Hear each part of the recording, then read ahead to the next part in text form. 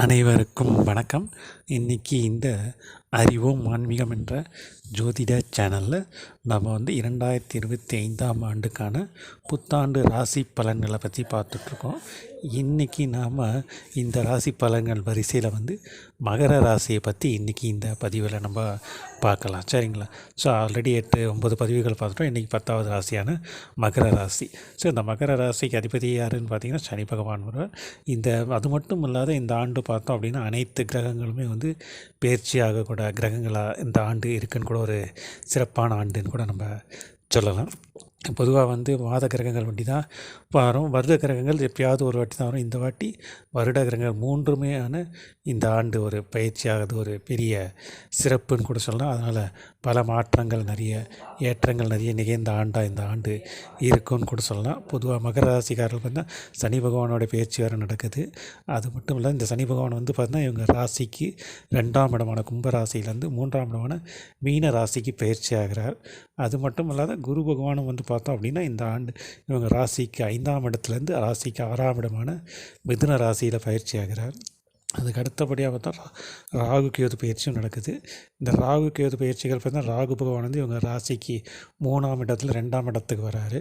கேது பகவான் பார்த்தோம் அப்படின்னா இவங்க ராசிக்கு 9ஆம் இடத்துலேருந்து 8ஆம் இடத்துக்கு வரார் அப்படின்னு நம்ம சொல்லலாம் அவங்களுக்கு.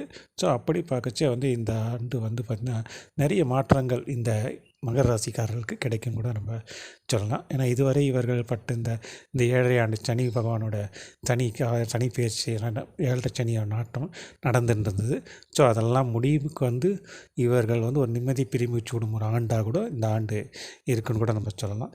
இதுவரை இவர்கள் ஏற்பட்ட இந்த கடன் தொல்லைகள், பிரச்சனைகள், குடும்ப சண்டைகள் இருக்கும், வம்பு வழக்குகளில் எதுலேயுமே ஒரு பொருளாதார தடைகள், திருமண தடை எல்லாம் இப்படி பல விதத்தில் மன உளைச்சலுக்கு ஆளாயிருப்பாங்க நிறைய பேர். ஒரு சிலர் விரக்தி நிலையிலையும் போயிருப்பாங்க. ஸோ அப்படிப்பட்டவர்கள்லாம் இந்த ஆண்டு ஒரு மாற்றம் தரும் ஆண்டாக இந்த ஆண்டு இருக்குன்றதில் எந்த ஒரு சந்தேகம் இல்லைன்னு கூட நம்ம சொல்லலாம். ஸோ இந்த ஆண்டை பொறுத்த வரைக்கும் பார்த்திங்கன்னா இவங்களுக்கு இந்த மகர ராசி இந்த இருக்கிற ராசிக்காரர்களுக்கு ஒரு அதிர்ஷ்டம் நிறைந்த ஆண்டு கூட நம்ம சொல்லலாம் அவங்களுக்கு. அதாவது இதுவரை இவங்களுக்கு ஏற்பட்ட இந்த பிரச்சனைகள், கடன் தொல்லைகள், உத்தியோகத்தில் இந்த தடைகள் அதெல்லாம் நிவர்த்தி ஆகிடு ஒரு நல்ல உத்தியோகத்தில் ஒரு நல்ல ஏற்றம் கிடைக்கும் அவங்களுக்கு. அதனால் உத்தியோகத்தில் ப்ரொமோஷன்ஸ் இதெல்லாம் கூட இவங்களுக்கு கிடைக்க வாய்ப்புகள் மேலிடத்து அதிகாரிகளே ஒரு சில இது இருந்தாலும் இவங்களுக்கு பதவி நிச்சயம் அவங்களுக்கு கிடைச்சிரும். அதனால் வேலை கொஞ்சம் கடினமாக உழைக்க வேண்டியது இருக்கும். அதிக வலுச்சுமைகள், பொறுப்புகள் நிறைய இவங்களுக்கு ஒரு சேரும் ஆண்டும் இந்த ஆண்டு இருக்குன்னு கூட நம்ம சொல்லலாம். ஸோ அதனால் ஒரு சமயத்தில் அவங்க டென்ஷன்ஸ் அதிகமாகிறதுக்கு வாய்ப்புகள் நிறையவே இருக்குது. கடைநிலை ஊழியர்கள்லாம் இருக்கவங்கள கூட இவங்க நல்லா ஒரு அனுசரித்து போவாங்க. ஒரு மதிப்பு மரியாதை இவங்களுக்கு தொழிலில் உத்தியோகத்தில் ஒரு நல்ல மதிப்பு கிடைக்குன்னு கூட சொல்லலாம். இந்த ஐடி செக்டாரில் இருக்கவங்களும் நல்ல மாற்றம் இருக்குது, நல்ல ஏற்றம், நல்ல ப்ரமோஷனில் எதிர்பார்த்த அளவு கிடைக்கும் அவங்களுக்கு. பண வரவு எதிர்பார்த்த அளவு இருக்குன்னு கூட நம்ம சொல்லலாம். அதுக்கு அடுத்த மாதிரி இந்த பூமி சம்மந்தப்பட்ட விஷயங்கள் இவங்களுக்கு நிறைய லாபங்கள் கிடைக்கும் கூட இந்த மகர ராசிக்காரருக்கு இருக்குன்னு கூட சொல்லலாம். ஏன்னா இதுவரை பூமியில் வீடு கட்டியிருப்பாங்க, பாதியில் நின்று இருக்கும். ஸோ அது இந்த ஆண்டு அவங்க அது கட்டி கிரகப்பிரவேசம் பண்ணுற அளவுக்கு கூட அவங்களுக்கு ஒரு ஆண்டாக இந்த ஆண்டு இருக்குன்னு கூட நம்ம சொல்லலாம். திருமண தடைகள் இருந்தவங்களாம் திருமண தடைகள் நீங்கி தாமதமாகின திருமணங்கள்லாம் நடக்கிறதுக்கு வாய்ப்புகள் நிறையவே இருக்குது.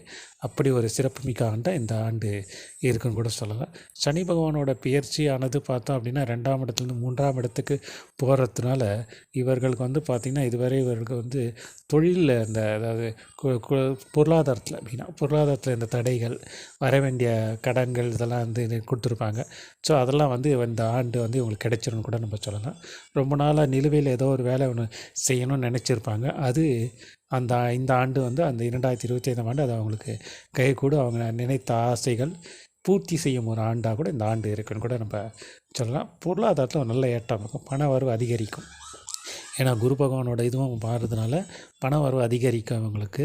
ஏன்னா அது மட்டும் இல்லாத 3ஆம் இடத்துல போகிறதுனால சனி பகவான் மறைவு ஸ்தானம் முடி சொன்னாலும் இவங்களுக்கு பார்த்திங்கன்னா இவங்களுக்கு ஒரு முயற்சிகள் இதெல்லாம் எடுக்கிறதுல ஒரு வெற்றியை காண்பார். ஏன்னா அது குரு பகவானோட வீடாக இருக்கிறதுனால அவங்க செய்கிற புது புது முயற்சிகள் தயாரிப்படுவாங்க. அதில் இவங்களுக்கு வெற்றியை சாதகமாக அமையும் கூட நம்ம சொல்லலாம் இவங்களுக்கு. ஸோ அதனால் பொருளாதாரம் நல்ல ஏற்றம் இருக்கும். மன நிம்மதி இவங்களுக்கு கிடைக்கும்னு கூட சொல்லலாம். சந்தோஷங்கள் நிறைந்த ஒரு ஆண்டாக இந்த ஆண்டு இருக்குன்னு கூட சொல்லலாம் இவங்களுக்கு. அதே மாதிரி வந்து நிறைய பேர் வந்து பார்த்திங்கன்னா வெளிநாடு போகிறதுக்கான வாய்ப்புகள் நிறையவே இருக்குதுன்னு கூட சொல்லலாம். அதுக்கு அடுத்தபடியாக வியாபாரக்காரர்கள் வந்து பார்த்திங்கன்னா இந்த ஆண்டு வந்து ஒரு சுமாரான ஆண்டுன்னு கூட நம்ம சொல்லலாம். என்ன அப்படின்னு நஷ்டம் எதுவும் ஏற்படாது. பட் ஆனால் வந்து வரவுக்கேற்ற செலவு அப்படின்ற ஒரு மாதிரி இங்கே பிஸ்னஸ் பிஸ்னஸ் எக்ஸ்பான்ஷன்லாம் பண்ணுவாங்க. ஸோ அதில் கொஞ்சம் இன்வெஸ்ட் பண்ணுவாங்க இல்லையா, அதனால் அப்படிலாம் போச்சே வந்து இவங்களுக்கு வந்து இவங்க லாபத்தில் வந்து கொஞ்சம் கணிசமான தொகை குறையறதுக்கு வாய்ப்புகள் நிறைய இருக்குதுன்னு சொல்லலாம். அது மட்டும் இல்லாத நிறைய புதிய புதிய வியாபாரம் பிஸ்னஸ்லாம் நிறைய இந்த ஆண்டு உருவாகிறதுனால பிஸ்னஸ் பீப்புளுக்கு வந்து கொஞ்சம் ஒரு போட்டி நிறைந்த ஆண்டாக கூட இந்த ஆண்டு இருக்குன்னு கூட சொல்லலாம். ஸோ அப்படி போட்டி நிறைந்த ஆண்டாக இருக்கிறதுனால லாபத்தில் அந்தளவுக்கு எதிர்பார்க்க முடியாதனால பட் வந்து கை கடிக்காதுன்னு சொல்லலாம். பணம் வரும், கையை கடிக்காது பிஸ்னஸ் பண்ணுறவங்களுக்கு. ஸோ அதனால் கடன் வாங்குறத வந்து கொஞ்சம் குறைச்சிக்கிறாங்க அப்படின்னா இவங்களுக்கு நன்மைகள் அதிகமாக கிடைக்கும்னு கூட சொல்லலாம். அதுக்கு அடுத்தபடியாக வந்து பேச்சில் வந்து இவங்க அதிக கவனத்தோடு இருக்க வேண்டிய காலகட்டங்கள் இந்த காலகட்டங்கள் சொல்லலாம். ஏன்னா வந்து ராகு பகவான் வந்து 2ஆம் இடத்துக்கு வரார். ஸோ 2ஆம் இடத்துக்கு ராகு பகவான் வர்றதுன்றது அந்தளவுக்கு ஒரு ஏற்றம் மிகுந்த இதுவாக இருக்குன்னு சொல்ல முடியாது. ஸோ அதனால் பேச்சில் வந்து இவங்க கவனம் தேவை. ஏன்னா சொல்ல வந்து சில சமயம் காப்பாற்ற முடியாத போக வேண்டிய சுச்சுவேஷன்ஸ் இருக்கும். ஸோ குடும்பத்தில் அதனால் வந்து இவங்க சில இதனால் பிரச்சனைகள் சந்திக்க வேண்டிய காலகட்டங்கள் கூட இருக்கலாம். ஸோ அதனால் குடும்பத்தார் அனுசரித்து போகிறதும், அதனால் எந்த ஒரு வேலையை செய்யச்சும் கொஞ்சம் நிதானம் யோசித்து செய்யணும்.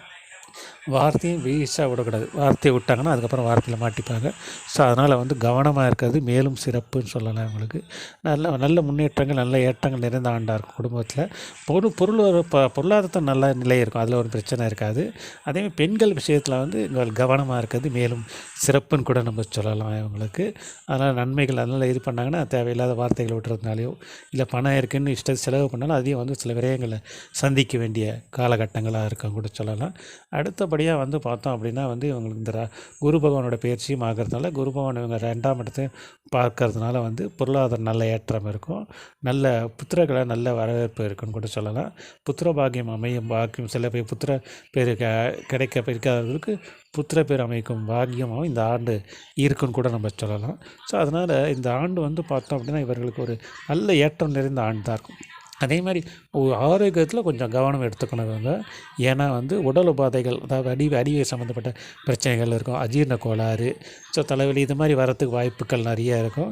ஸோ அதனால் வந்து உணவு விஷயத்தில் கொஞ்சம் கட்டுப்பாடாக இருந்தாலும் அதேமாரி வந்து வேலைக்கு சாப்பிட்றது ரொம்ப ஸ்ட்ரெயின் பண்ணக்கூடாது. ஸ்ட்ரெயின் பண்ண வேண்டிய காலகட்டங்கள் இருக்கும், வேலை பளு அதிகமாக தான் இருக்கும். இருந்தாலும் அதை கொஞ்சம் பார்த்து கொஞ்சம் அனுசரித்து செய்தாங்க அப்படின்னா வந்து வாழ்க்கையில் ஒரு நல்ல ஏற்றம் நிறைந்த ஆண்டு இந்த ஆண்டு இருக்குன்னு நம்ம சொல்லலாம் இவங்களுக்கு.